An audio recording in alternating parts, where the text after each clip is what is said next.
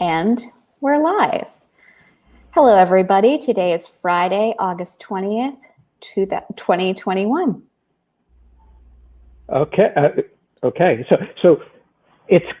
So first of all, there's a lot going on today. So first of all, it's still cheese night. Okay. So just because Ben and Kate are not here, it's still cheese night. Did you bring anything, Genevieve? Cheesy? Cheesy seltzer. Oh, cheesy seltzer. They'll flavor seltzer with anything these days. Because it's cheese night, I just want to show everyone I have cheese fermenting right now. I have this. Can everyone see this? This is my goat's cheese that's fermenting, and it looks really gross. But even though it looks really gross, it smells really gross. And can you see it in there? Can you see the curds? Yeah. Yes. Yeah, it's really gross, isn't it? And yeah. I may have to click off and remove this from the room because it's making me nauseous. So yeah, it's cheese night, but also it's kids night, and kids night. So Ben is traveling, so he couldn't make it tonight. And Kate said something like she had something better to do. And so she's not here. So Genevieve and I, there are no rules. Okay. We get to do whatever we want. And I just want you to know, everyone, this is not ginger ale. This has alcohol in it.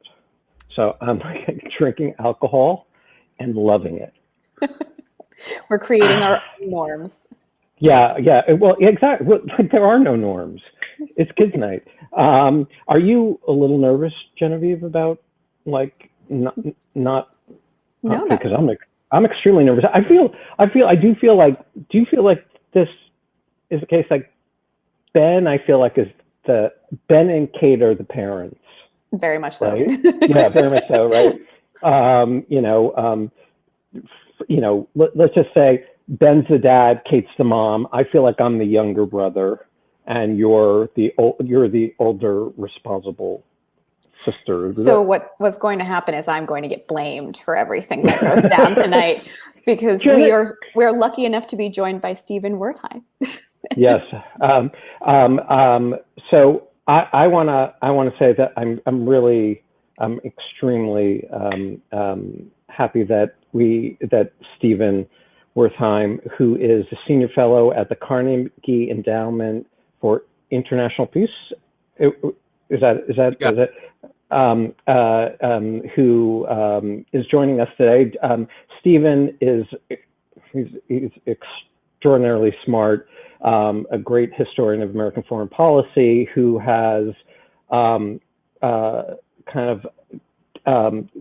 really pivoted to a kind of a public-facing role, talking about important issues in American foreign policy, and advocating, I think, broadly speaking, for a less, I want to put it the right way, a less interventionist. That's why I didn't say isolationist. I said less interventionist, military interventionist foreign policy. So first of all, welcome, Stephen. Thank you very much. Given what's transpired so far, I'm surprised your glass is full and not almost empty, Scott. That's true. But this is like my third. Right. Genevieve, can you put the link in the chat? So Stephen wrote this really terrific op-ed in the Washington Post a couple of days ago, and I just want to just read the first sentence of its unbelievably good opening. It begins saying, "You don't get to lose a war and expect the result to look like you've won it," which I think is a very powerful statement. I was wondering if you could talk about the argument you make in that piece. Well, observing the events of the last week, a very difficult period, I noticed how many prominent American commentators and politicians seem to not accept that we've lost the war that we set out to wage, and that the result of that will be something not under our control, not to our liking. And fundamentally, there is no plausible way to lose a war to the Taliban that is not accompanied with terrible events.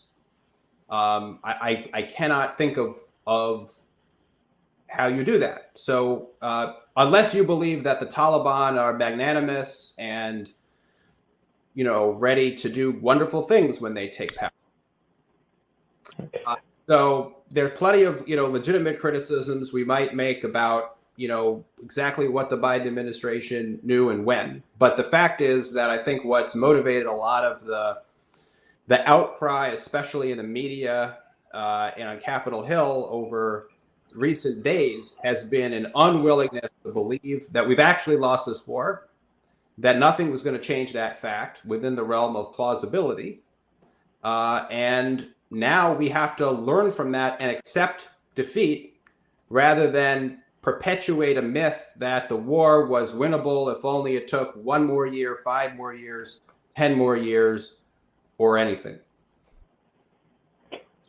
Right. So it is actually quite striking to me, in reading the piece, that you quote extremely well-respected foreign policy people who really believe that it is winnable, that it's salvageable, or that we either need to stay or maybe we even need to go back in. Does it ever bother you or make you question yourself when, like, on the one hand, your eyes are telling you one thing, so to speak, and then these people who are extremely experienced are saying, no, if you really, I've been there, I've been a general, what is it? How do you react to that? Well, it's been a long time. We've had a long time to analyze the U.S. war in Afghanistan. Decade. So the arguments are familiar to me. And there are plenty of people who have been contesting this for some time. And so, I've formed a judgment about whether the war should end or not. And so it wasn't a shock to me to see very prominent people, including the president of the Council on Foreign Relations, or Bill Kristol, or Lieutenant General McMaster, Trump's former national security advisor, say what they were saying over the course of the last week. And there's, fundamentally, that there's a reason people, we've been waging the war for 2 decades unsuccessfully and losing more and more ground to the Taliban. It's because people in positions of authority are defying the facts and defying good argumentation to advocate for what they call a sustainable, low-cost equilibrium, to quote some of them that I cite in the piece, when it's been anything but in Afghanistan for American service members, for Afghan soldiers, and for Afghan civilians. So one of the things that I'd like to just delve a little bit deeper into, is this an issue of our own national identity, or an issue of our identity in so far as our military power and our role as like a global hegemon? Yeah, they've both become entangled, right? Right, that's nice. Historical process, I hasten to say, since I'm a historian. Yes. So, there's a lot of writing about how the United States from its birth envisioned itself as a providential country, we'd now call this American exceptionalism, that it had kind of mission to be at least an example to the world, a light unto the nations. And that's a problematic national identity. But that identity remained somewhat separate from the use of armed force for quite some time.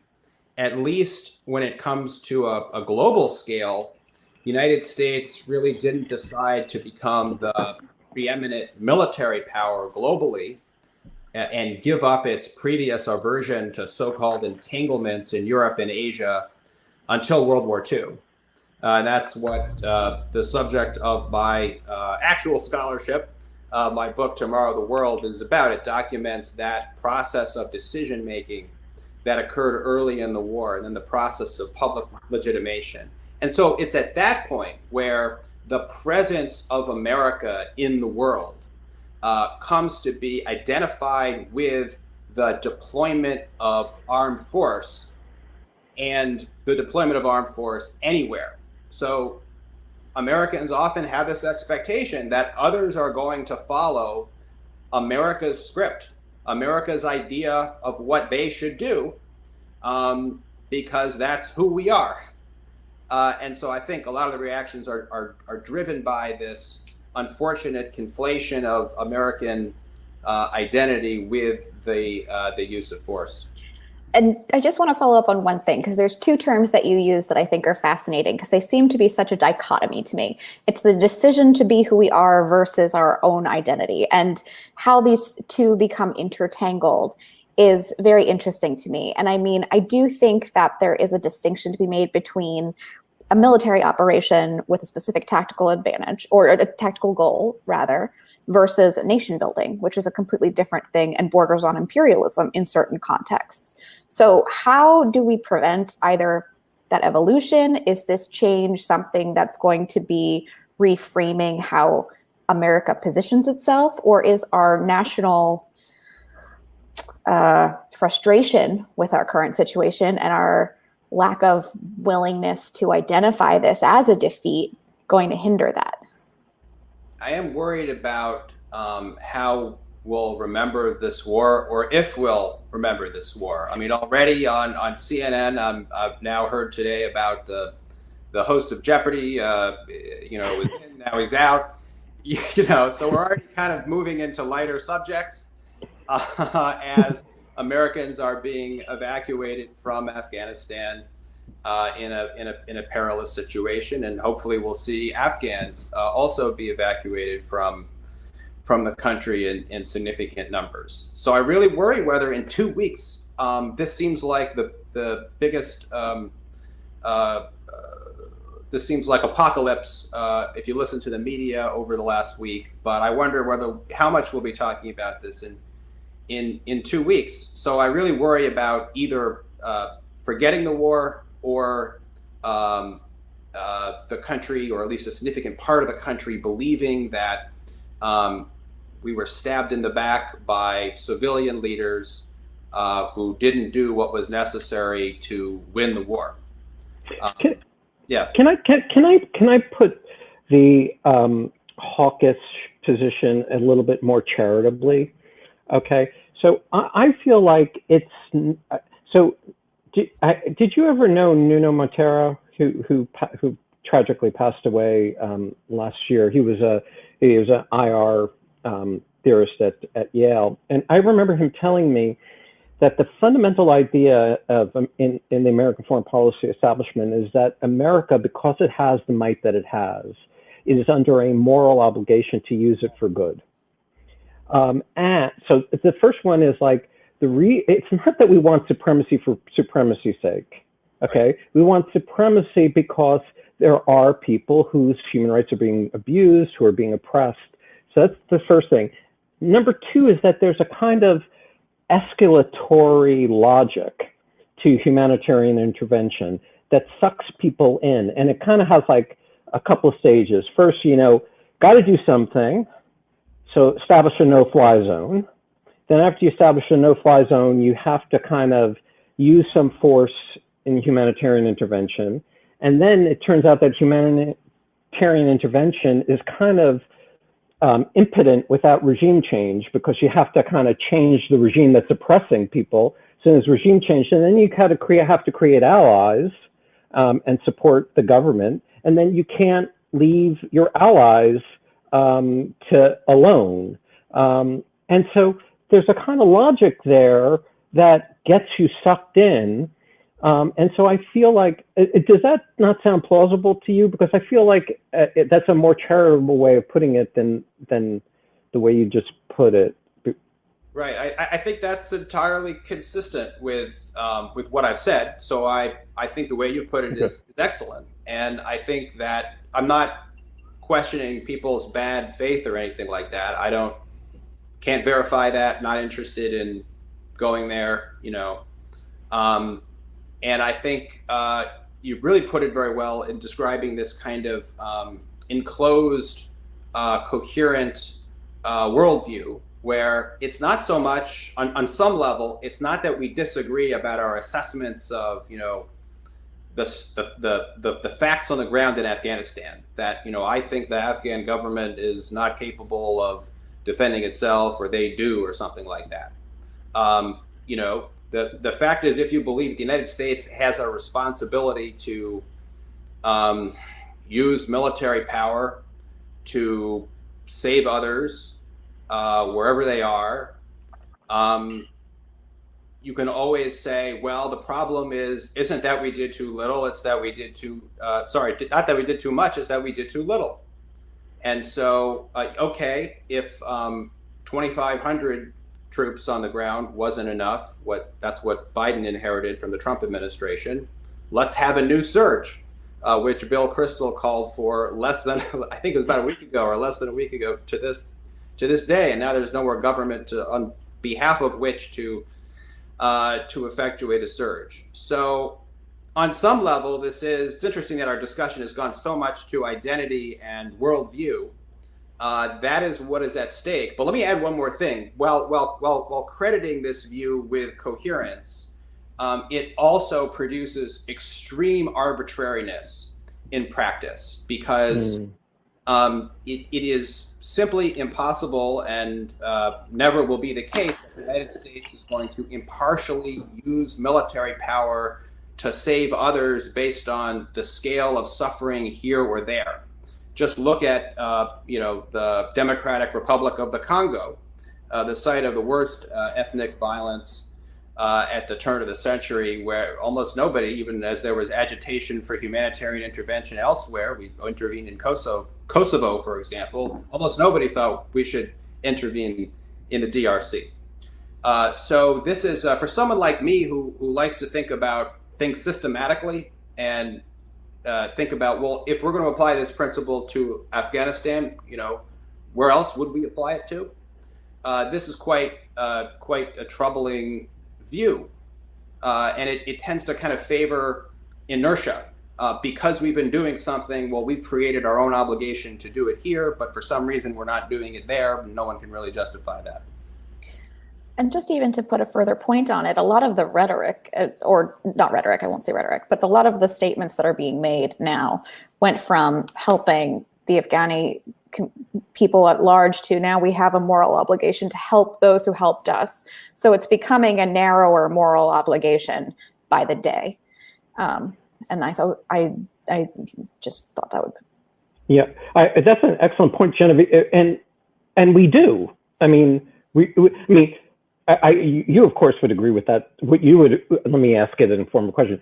Would you agree with that? Because I would agree that there's a reliance interest, and I believe that we have a moral obligation to help those who have helped us and have relied on us, but perhaps you disagree. Yeah, I actually just wrote a piece yesterday as well that out in New York Magazine that talks about how, welcoming refugees ought to replace the use of coercion as a new American humanitarianism. Start is obviously in this moment with Afghanistan. And one of the problems I have with our interventionism and the interventionist mindset is that it channels humanitarian impulses into something that I think is not quite humanitarianism. It's a desire to stop evil, to stand up to wrongdoers, which is not the same as a desire to help people. And of course, leads us to undertake actions that the best you can say about them is that they have a risk when you're bombing other people of doing more harm than good. Even if they work out well, you've still inflicted violence. And yet we don't, welcoming in refugees, providing vaccines, things like this just seem to matter so much less in our imagination of what America is in the world. What I think is so interesting is that it's the first time in my lifetime, or at least my conscious lifetime, because there's a question I want to ask about Vietnam, which is that it's remarkable to me that the American people are as sick of war as they are. Not remarkable that if you'd gone like 20 years in these intractable conflicts far away, that people would get frustrated with it. It's just that I haven't seen it. Do you feel like the kind of attitude of or the consensus American people is more anti-war now than like ever, or it was Vietnam a similar feeling? Such a good question. I'm trying to figure out the particularity of this moment and the last couple decades in this respect. One thing that, sometimes I'm struck by the extent of anti-war sentiment there is, especially considering that if you watch mainstream cable outlets and read the op-ed pages, you're not getting a whole lot of from our elites to shape people's opinions. And yet I don't think Barack Obama would have won against Hillary Clinton in 2008. I'm not sure Donald Trump would have won the Republican nomination or the presidency in 2016 if people had been as hawkish as the elites and, at least trusted the elites' judgment that these people were untested and, really risky for our national security. American voters didn't think so. So we've seen a kind of bubbling up, I think, from the bottom of, I don't know if it's anti-war sentiment, but maybe it's anti-endless war sentiment that has been consequential. And now you see presidents as different as Trump and Biden begin and execute a full ground troop withdrawal from Afghanistan. At the same time, so sometimes I'm struck by this, and this slogan of opposing endless or forever wars, that I think is without a whole lot of historical precedent. There was a permanent war, perpetual war has been around in the 20th century, usually by dissenter types. It's much further into the mainstream now. But, in terms of mass mobilization, the fact is that American wars don't affect too many Americans. So it would just be wrong to compare, anti-war activity in this country to the level that it was during the Vietnam War or in the wake of World War I. I do have a hard time reconciling the idea of America being war weary because it's just so not in our consciousness generally. And to kind of ask your opinion about that, how does that play into our identity? Because again, Americans see ourselves as with American exceptionalism as a lens. And we do, when confronted with things, our impulse is, well, we can fix that. So how would you respond to that? Yeah. Well, this is, I think, something to write a book about. And so piece through some of this from the last 3 decades as I write my next book. In part, I think, our experiences with foreign policy shape American identity at home and our view of ourselves. For example, Donald Trump cited wars in the Middle East as an illustration of how the country was being taken advantage of by foreigners and a globalist political class. That was a pretty creative presentation of things. And, which way the causality is going, is it our identity being projected outward and affecting our foreign policy, or the opposite? It's not always easy to determine. I think from about 2004, 2005 onward, the public understood something was deeply wrong about the way that foreign policy leaders were conducting our foreign policy. They could see that the wars in Iraq and Afghanistan were not going well, and then they came to a conclusion that they were really quite horrific mistakes. There's a huge amount of anger and distrust. And although when we talk about populism or anti-establishment sentiment, we usually focus on the financial crisis and the aftermath of the Great Recession, I think our foreign policy mistakes, which are quite coterminous with the economic narrative, have played a really important role. I mean, the kind of fascinating thing about Vietnam is like the narrative changed when Reagan came into office. So like before that, my sense was that people were saying like why did you have us go over, sacrifice our boys in somewhere in Southeast Asia? It was an immoral war. We fought it in an immoral way. We should have never been there. And then I don't know, like it flipped in the 1980s when the narrative, at least it seemed to me, became the generals or the politicians wouldn't let our boys win. We could have won had they just let us, let loose. Which is a pretty amazing thing to say, given, the military behavior, some military behavior during the war, which was quite horrific. I just wonder if the same thing is going to happen here, or maybe our memories are so short, none of us care. I don't know. It would be a terrible thing to say we should be so lucky if there's a stab in the back myth that arises with respect to Afghanistan.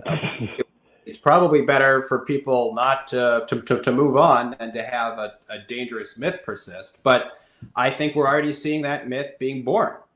I think people that this is on Joe Biden singularly, that the war was sustainable, that an equilibrium had been achieved at low cost before Biden withdrew or before the Trump administration concluded a deal to withdraw with the Taliban. What they are saying is our warfighters knew what to do, and victory, or at least non-defeat, was snatched away by civilian leaders, and maybe you can blame the public also if you want to blame the public, who didn't have the stomach for it. I think that's what a lot of people are saying now. We had a guest on earlier this week, Mark Polymeropoulos, hope I pronounced that correctly, who really knowledgeable a person. He was an excellent guy, and he said, like, why didn't we just leave 2,000 to 3,000 roughly, special forces in there to help prop up the government? That's all we needed. We could have withdrawn everything else. I wonder what the counter argument to that would be. What would you say to that, Stephen? Right. So we had gotten force levels down to 2,500 by the end of the Trump administration. And over the past year plus, there haven't been Americans killed in action.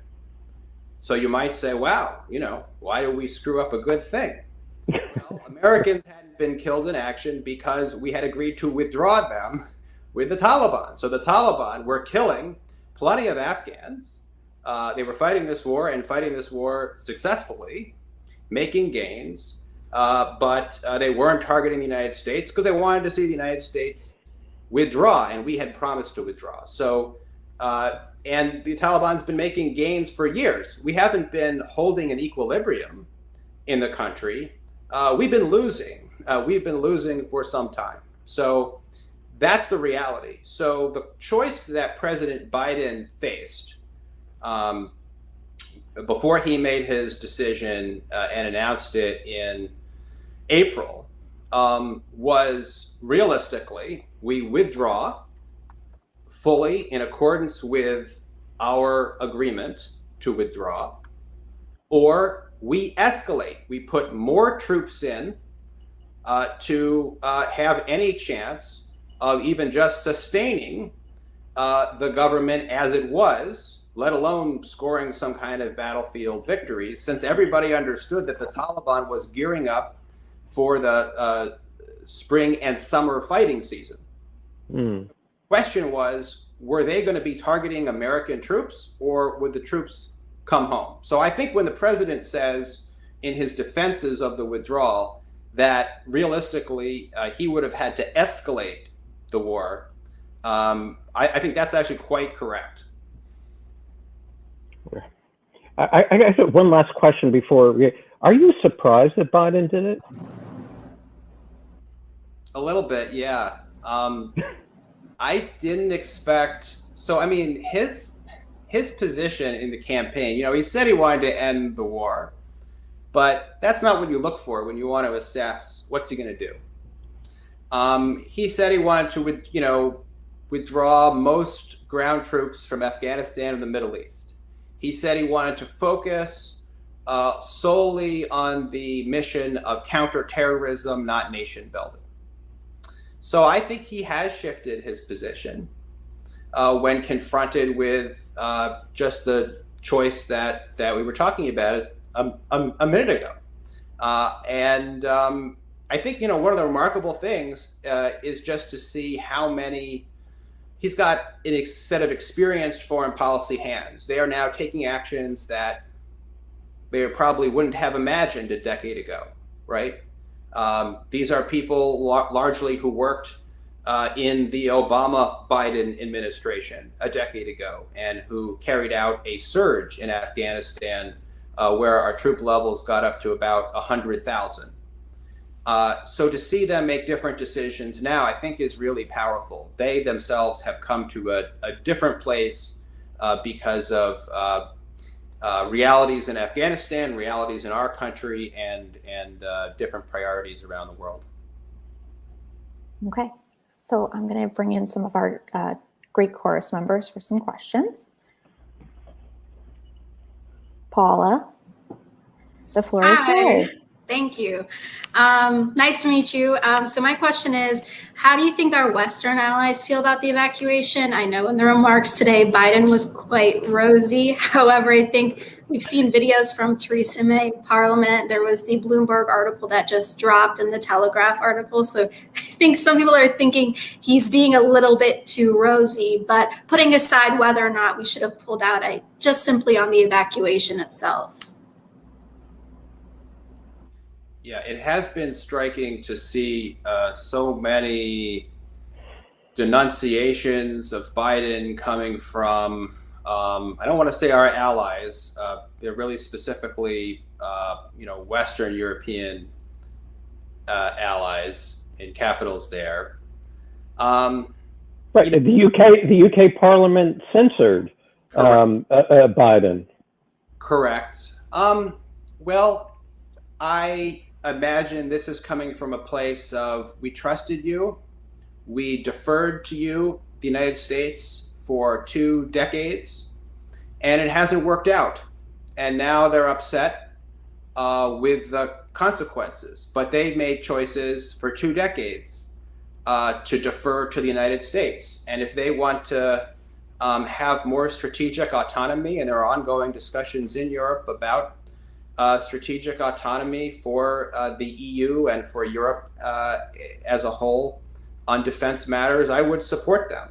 But I think venting at this stage is not that helpful and not a very deep reflection on what's actually happened. Europeans, these are the UK, Germany, France, are not poor countries. I've been there. I've been to all of them. The UK has a lot of castles. Yeah. Castles, trains. They do. Germany, good stuff. Even in the UK, the trains are okay. Better than here.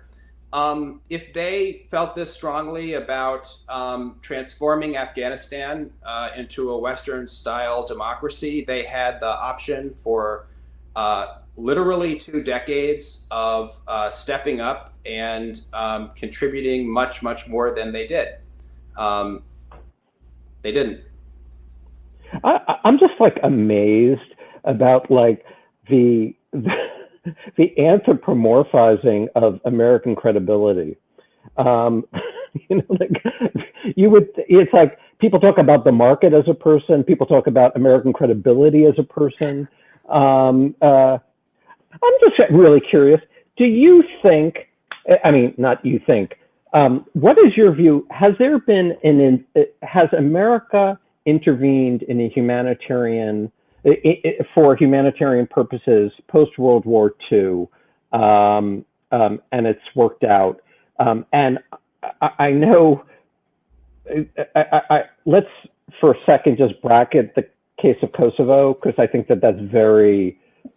I think it's besides Kosovo, and then we could talk about Kosovo. Do you think? It feels to me like a real goose egg. There just aren't that many actual instances of the United States using force primarily for humanitarian purposes. Stated one of the main justifications being right. Humanitarian intervention. Obviously, there's no country goes to war solely for humanitarian purposes. Right. You could say the intervention in the Balkans in the defense of Bosnia would be probably your best bet, and obviously Kosovo. We can have a discussion about that. But I also think let me object to the question a little bit. It's a fair question, but I actually get that question a lot. Let's scrounge around in history and look really hard to find maybe the 1 or 2 cases in which the United States using force has achieved a positive humanitarian outcome. Well, if we find them, then what? I think the cases of the use of force achieving disastrous humanitarian outcomes outweigh whatever the positive cases might be, and that is, I think, the bottom line. Yeah, go ahead, Genevieve. Well, should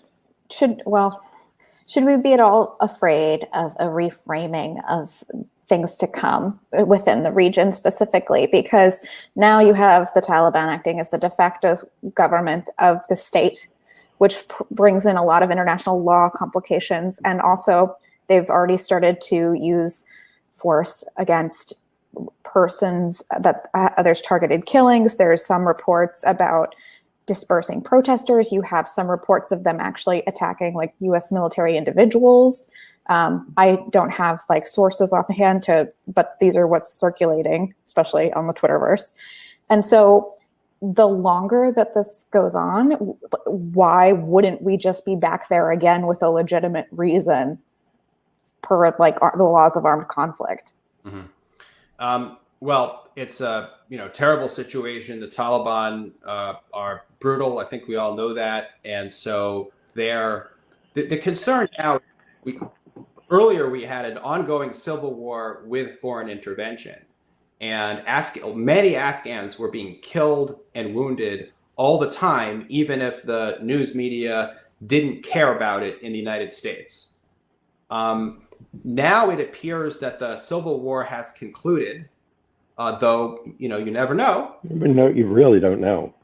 Exactly. At this point in time, the foreign intervention is stopping and the civil war has stopped. And the concern then becomes the repression of the Taliban and the government that is ultimately formed, which will be Taliban dominated. That's a different kind of concern from a wartime concern that we had before, right?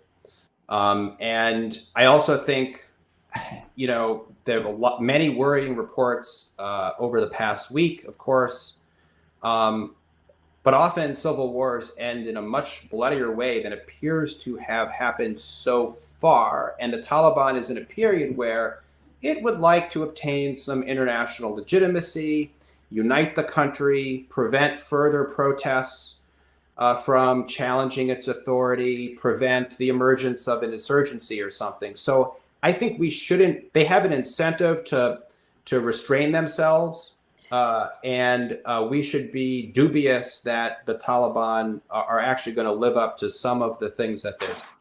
But the incentive in that way is like, who are they actually seeking recognition from? Because it's probably not going to be the United States they want as a strategic partner. We're not in the region. There's other people who are better tolerant and other states that are better tolerant of how they proceed that would be probably more willing to deal with them. So that doesn't do too much to mitigate my fears about the humanitarian crisis. Right. No, I think this is a humanitarian crisis, and it's unfortunately not one that's going to be solved as such, but one that hopefully the United States and other states and the international community can mitigate as best we can. I do think the Taliban, they were deposed by the United States 2 decades ago. And the Biden administration has warned the Taliban that it will punish them if they obstruct our evacuation, at least of Americans so far.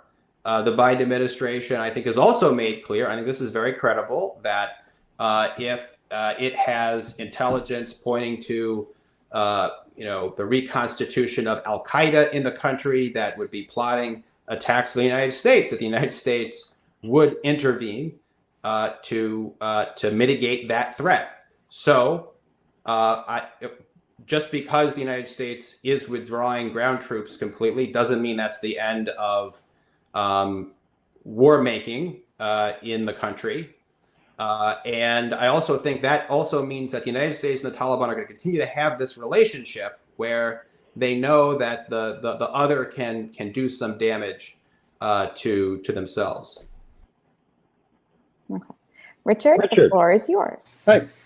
So I was reading your New York Magazine piece that I guess it came out yesterday, and you write about the oversized role that the U.S. military plays in the thinking of a lot of our policymakers. And so I'm wondering, do you have a sense of the extent to which that mindset has penetrated the State Department? And also, what do you see as the necessary conditions, changes, whatever, that would actually turn the tide in a different direction so that we really start beginning to conceive foreign policy in terms of diplomacy, foreign aid, and the like before we consider military force? Terrific question. I know that there are people in government and in the State Department who are sympathetic to the view that you've articulated, who want to see us lead with diplomacy, aid, assistance, and use force either as a last resort or simply not in many cases. What I can't do is kind of take a good poll of the State Department or generalize from the partial experiences that I've had, but clearly this view is on the ascent in the American political system, broadly speaking. I'd say it's been at least a decade of slow and sometimes imperceptible, and then in fits and spurts, quite perceptible ascent. But it would take a whole lot to get us to a place where the United States was acting like a nation among nations and not the world's superpower or policeman. It would take, I don't think it really happens just through a kind of change of mindset. I don't think it can happen when the United States is spending $750 billion per year on the Pentagon, stationing its forces on something like 800 bases around the world, and dividing the world, much of the world, up into allies who are subordinate, whom we're sworn to protect by force, and implicit or explicit enemies. I think that grand strategy of global dominance is a kind of self-perpetuating thing. It generates resistance, it generates adversaries, and that's why we keep getting more and more enemies over the course of my lifetime, when you'd think that after the Soviet Union collapsed, we might be able to enjoy living at peace. We've got two oceans, we've got friendly and weaker neighbors on our borders, Canada and Mexico. We've got nuclear weapons. We've got a robust economy. So we don't have to do this. We can make different choices, but there are a whole lot of incentives and ideas that are pointing in a very different direction. Even though before Matteo comes out, I just want to say that even though I'm Genevieve's younger brother, I'm still old enough to remember the late 1990s, when the New York Times ran series after series on the peace dividend, how we were going to spend the trillions of dollars that we now saved from going to war, what we were going to use it for, like all the great things we're going to use it, high-speed rail, climate change. I mean, all these things, and it's just extremely sad. Matteo, floor is yours. Thank you. Thanks for having me on, and thanks for being with us, Professor. So my question, I had a couple. Sorry, we just pull it back up. Matteo, you have a couple, and you have some time, so you can ask a couple. Oh, excellent. Thanks, Genevieve. So my first question is something I've been having a little bit of trouble thinking through for myself, and that's the significance of the Afghan forces' relative failure to defend themselves in the moral calculus of this whole situation. I'm having a bit of trouble thinking about how that affects it, and hand in hand with that, the significance of their explicitly asking us to remain. I'm just curious how you think about those issues. Right. Yeah, I think we have to distinguish between the state of the Afghan forces prior to about 2 weeks ago and what happened in the last couple of weeks, right? What happened in the last couple of weeks was a world historic melting away of what was on paper a robust fighting force, where clearly a tipping point was reached. Deals were cut, calculations were made simultaneously around the country that the Taliban were going to win this war decisively, and we see the sudden result that we got. Prior to then, look, I don't think it was altogether certain that the Afghan army wasn't going to fight for itself.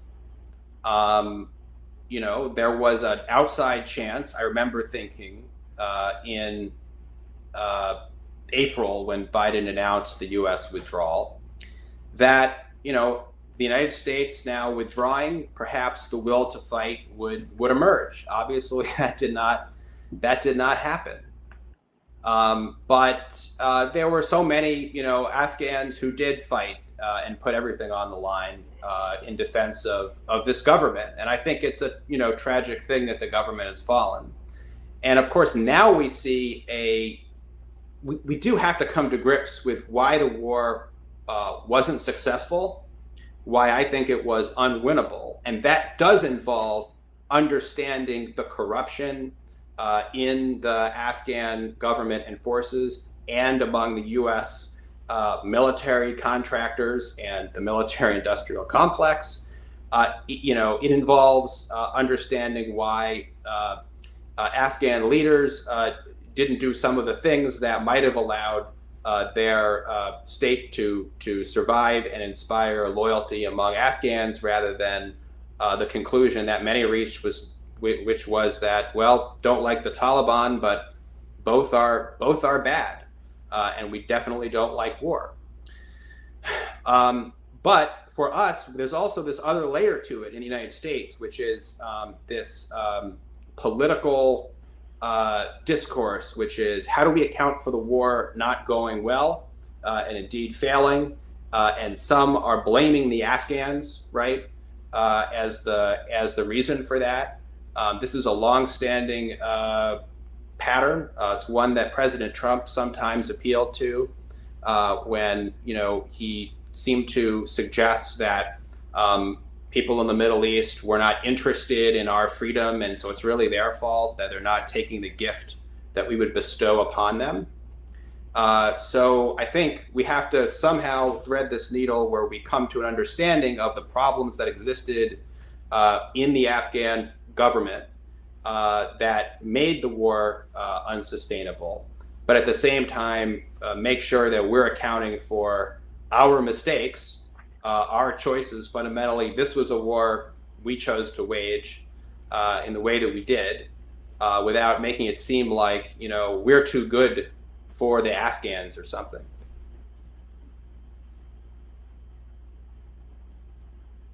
Thanks. I think that makes a lot of sense. One of my other questions was in reference to a term that you used in your answer to that last one, which is unwinnable. Why do wars need to be winnable? But that's really a sub-question of the more general, why do policies need to end? Why can't a permanent, forever with a capital F policy, one of which might be a war, or I'll say violent foreign intervention, because war does have a connotation of eventually coming to an end. Are forever policies ever acceptable, or is it something that you'd say is categorically shouldn't be a part of the way we think about what we do with the government? Can I just jump in to say that, not that you need me to say, but that's an excellent question. And we would never say, look, why do we still have police? We've been fighting criminals for millennia, enough already. That doesn't seem to be a problem. The question is, why is that not an acceptable attitude to have vis-a-vis war?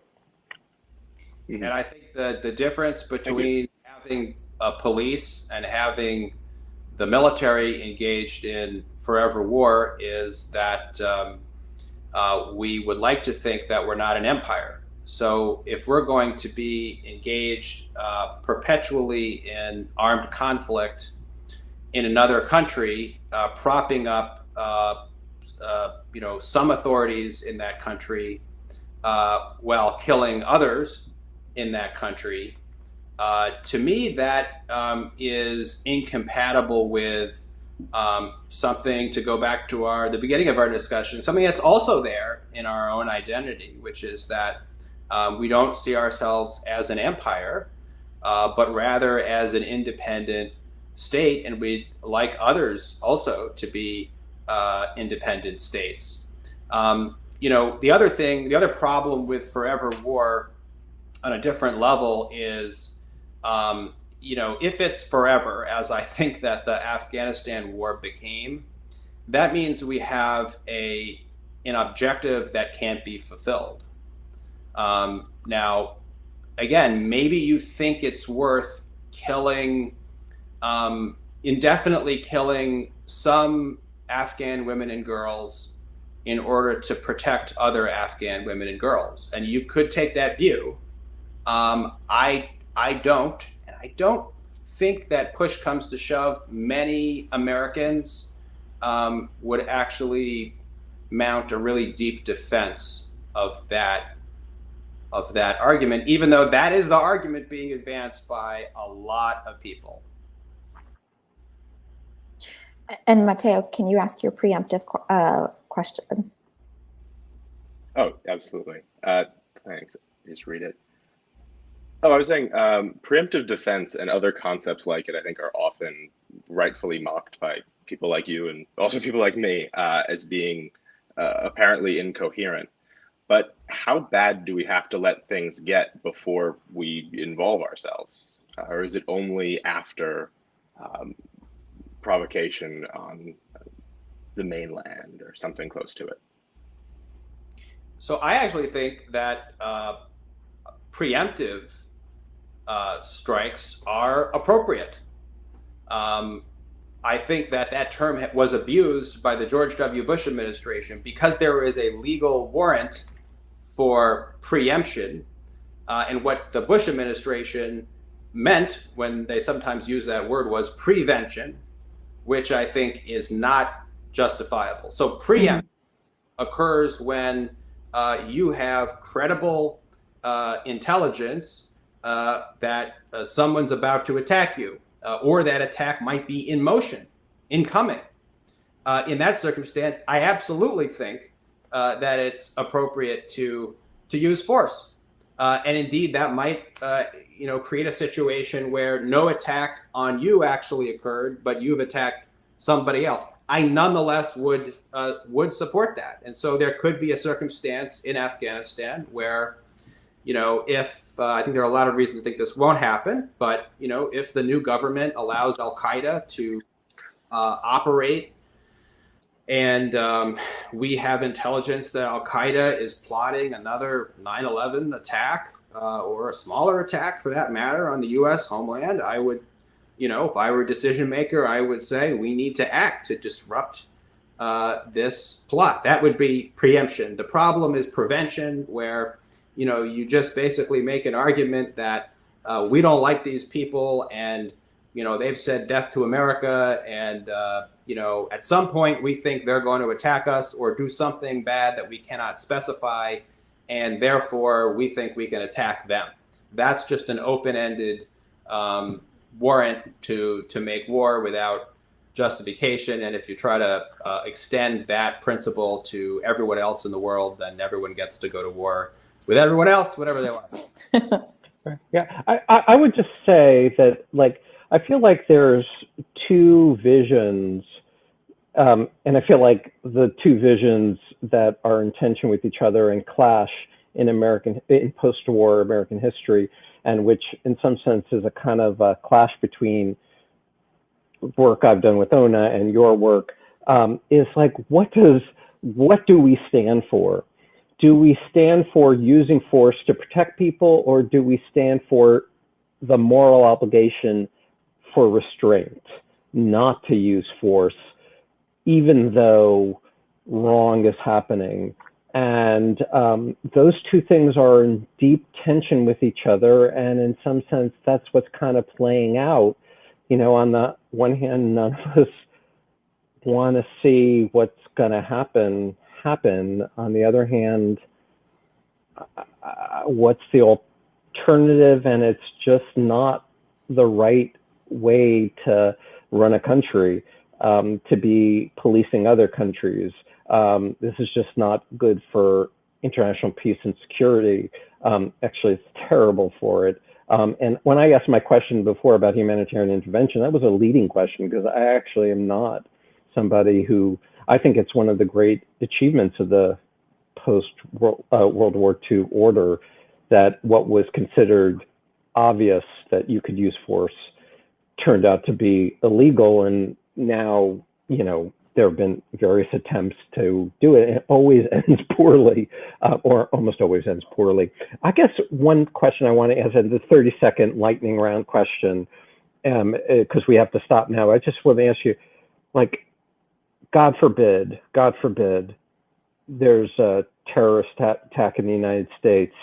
Is your gut and people, and it's kind of traced back to something happening in Afghanistan. Do you think there's a temperament to go back in? What's your just gut response? If that happened, then yes, I think we would want to act to retaliate and to disrupt any future plans that whoever attacked us might have. What I would hope for, though, is that we would learn something from the previous go-round. That it's one thing to take a legitimate military action against a genuine threat. And I do not say that the entire war in Afghanistan was a mistake. I think the opening objectives were correct. But that we would focus on the security issue and not trying to prove that we can remake another country. We're going to leave it there. Thank you so much, Stephen, for joining us today. This was a wonderful conversation. We will be back Monday at 5 o'clock. I would do the countdown for you, but unfortunately, I'm a bit frazzled today and my math skills are not up to par. So thank you, everyone. And we will see you 70 hours and 55 minutes from now. Okay, right? Yeah. And until then, Scott? we can't have fun anymore, but we can have, as we had all this week, serious moral reflection on very difficult global issues. And I thank you, Stephen, for coming and for a wonderful show. Thank you. Thank you, Genevieve. And man, did we F up this place today? I couldn't focus. I was so worried about all the chaos we were causing. Yeah, Ben and Kate will not recognize the place when they get back. Oh my God. Oh, just wait. Anyway. I changed the blue go live button to the red go live button. Okay, have a good week.